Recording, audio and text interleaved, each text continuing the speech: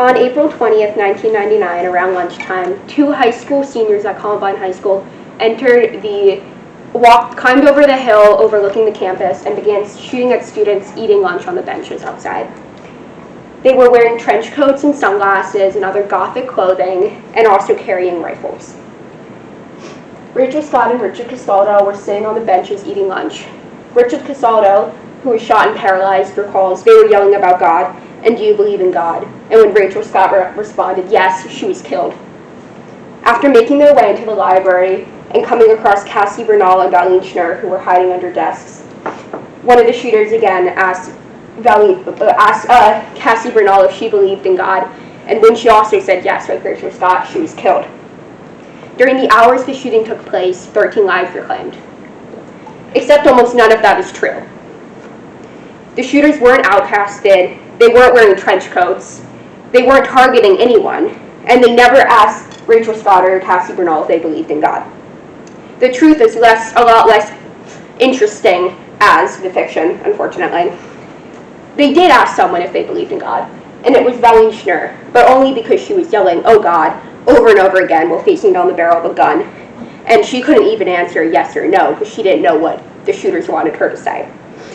Her story didn't make for as good as one as the two girls who were killed, because the Christian martyr story was very appealing to readers.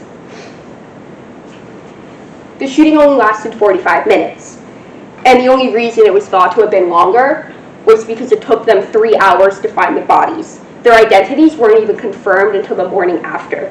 But even before their identities were confirmed, their alleged motives were. They were targeting Christians, they were targeting the athletes and jocks who bullied them, and they were a part of the outcast group, the Trenchcoat Mafia.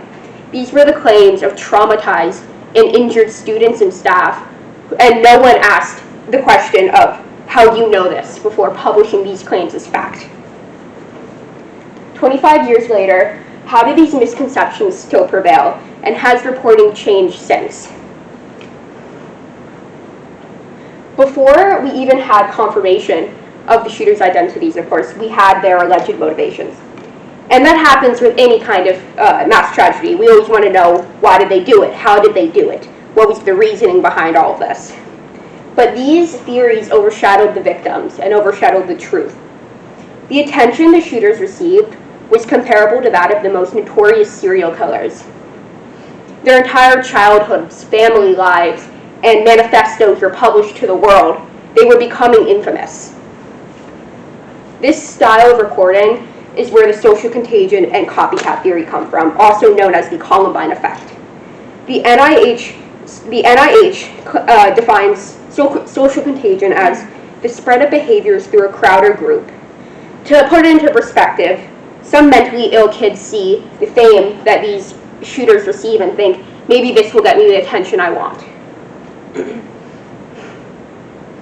Many of the most notorious shooters credit Columbine or were reported to have had an interest in the shooting prior to their attacks.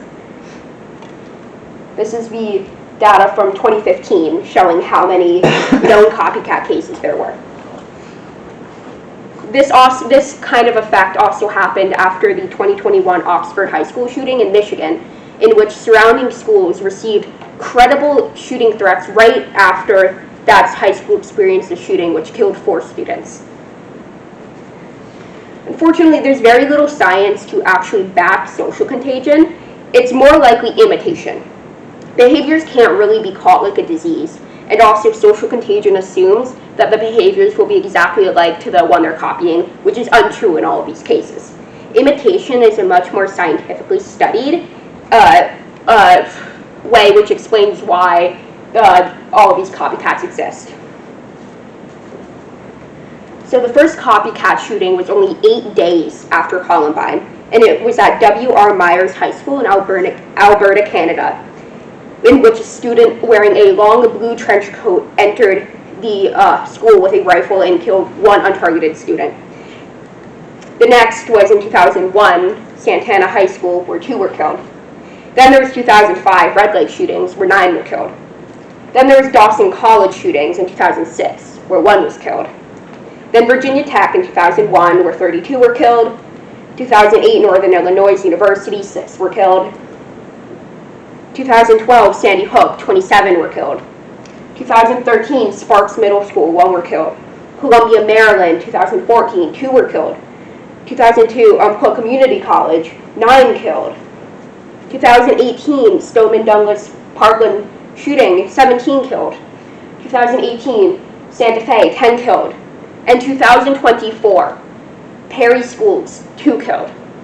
And these are only some of the victims of shootings credited to with perpetrators who either credited Columbine, referenced it in some way, stated that they were inspired by the shooting, or had heavily researched the shooting prior to their attacks. This is 120 dead people because of people who were infatuated with the shooting and wanted to imitate it. And these are only some of them. There was a much longer list. I couldn't fit everyone.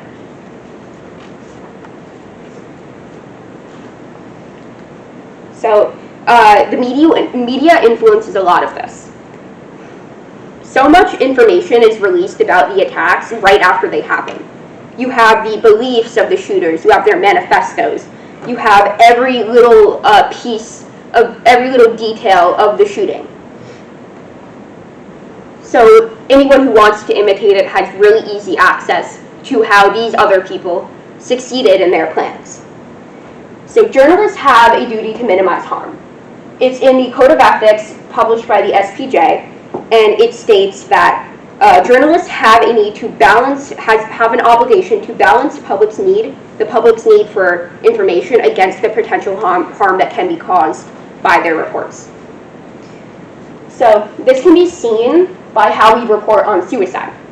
So the American Foundation for Suicide Prevention has very strict guidelines on how suicide should be reported. These guidelines were created because there were so many cases of imitation shootings. Imitation suicides.